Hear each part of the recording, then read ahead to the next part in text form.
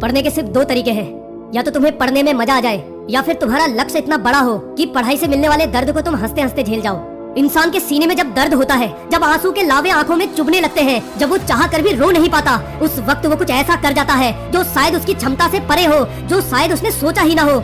हाँ, पढ़ने में दर्द है, बोरिंग है पढ़ाई, घंटों बैठना, एकांत, फोन से दूर, चारों दिशाओं से ध्यान खींचकर किताब पर लगाना। हाँ, ये प्रोसेस इंटरेस्टिंग नहीं है, पर अगर तुमने पैसों की कमी से माँ को बीमार देखा है, अगर तुमने पिता को जूते चिपका कर पहनते देखा है, अगर पैसों की कमी की वजह से कुर्बानियाँ देखी है ना, तो तुम पढ़ोगे, चाहे रात भर भूखा रहना पड़े, सबसे दूर होकर, दोस्ती यारी खत्म करके, चाहे लोगों की नजर में घमंडी होकर भी तुम पढ़ोगे, क्योंकि उस समय तुम्हारे अंदर वो घुटन, वो अनकंफर्टनेस चल रही होगी। एक जाल जो घेरे है, गरीबी का, अंधेरे का, सिमटाव का, वो जो खा रहा है तुम्हारा उजाला, छीन रहा है आंखों की रोशनी, पटक रहा है तुम्हारी उड़ान को, उसे मिटाने के लिए, खुद की आजादी बचाने के लिए तुम पढ़ोगे। पढ़ाई छोड़ो, जंग करनी पड़े ना, खुद की सांस कुर्बान करनी पड़े ना, तो वो भी करोगे, क्योंकि एक वक्त जब घुटन बढ़ जाती है, जब अंधेरा घना हो जाता है, जब सांस लेना मुश्किल हो जाता है, तो फिर बगावत होती है। अभी वो बगावत का टाइम है, अभी उठना होगा, पढ़ना होगा, क्योंकि अब औकात की चादर चुभने लगी है, क्योंकि अब सिमटना नहीं है मुझे, अपने भविष्य के लिए, अपने परिवार के लिए, अपनी माँ के लिए मुझे कुछ करना है, इसलिए अब तो पढ़ना है।